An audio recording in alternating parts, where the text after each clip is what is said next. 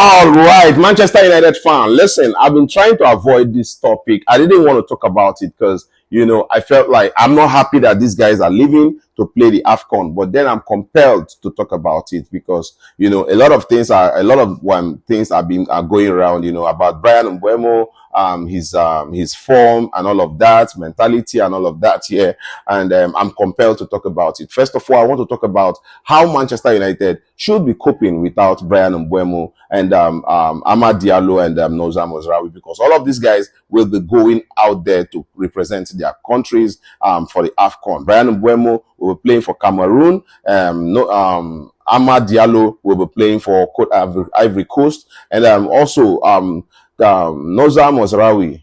Yeah, Amad Diallo will be playing for Ivory Coast. Nozam Mozraoui will be playing for the host country, Morocco, right? And these guys are actually termed very instrumental players at Manchester United. Brian Mbeumo, in early days of the season, looks like the talisman for Manchester United. In this season, he has 6 goals already for Manchester United, and we are looking at Brian Mbeumo scoring more. But then, if we look at the last 7 games, I think that there is a dip in form, and he's not been actually getting it right when it comes to scoring goals. We saw him miss 3 clear-cut chances at the game against Bournemouth. I thought that if he scored those goals, Manchester United would have ended the game in the first half. But then, it is Brian Mbeumo. Class, form can be temporary and class is permanent. And I see Brian Mbeumo as a class player, someone who is very serious with his job and loves to deliver. And that is how I see Brian Mbeumo. And I know that all of this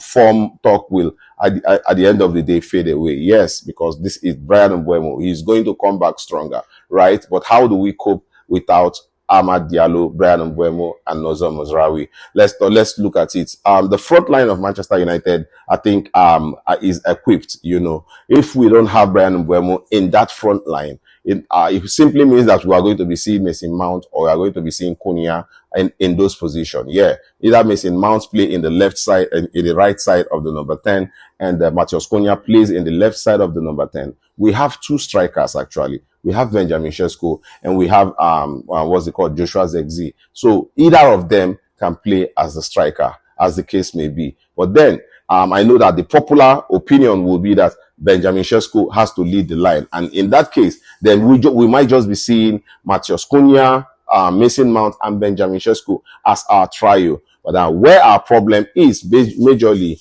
we'll be looking at the midfield, because we've always identified that we need midfielders, because in as much as Casemiro is playing some of his best football this season, we still observe it that Casemiro do not have the leg to actually run in that midfield. And this is why most of the times players or pundits all alike want Ruben Amorim to play the 4-4-2, 4-3-3 formation, having about 4 midfielders, and when I look at the 3-5-2 system or 3-5-2-1 system, I still see it as an opportunity for players like Ahmad, players like Dogu, or what's his name? Whoever plays Diogo Dalot. I still see it as an opportunity for them to switch into the midfield. Also, when Manchester United is pressing, I still see that as an opportunity. But then I don't know. But people are clamoring for 4-4-2, 4-3-3. Ruben Amorim has come out to say yes.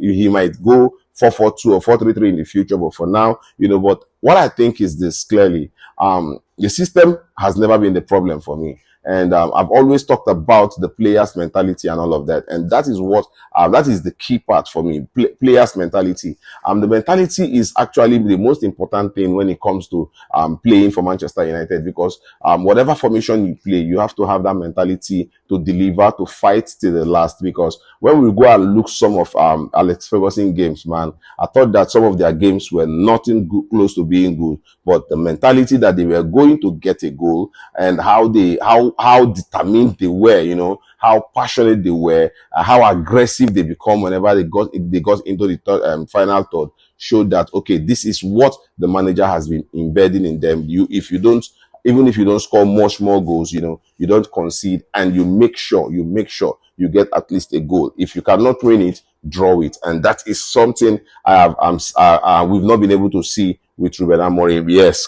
consistently. We've seen clips of it, but we've not seen it consistently. So Manchester United have a problem in the middle of the park, and I feel like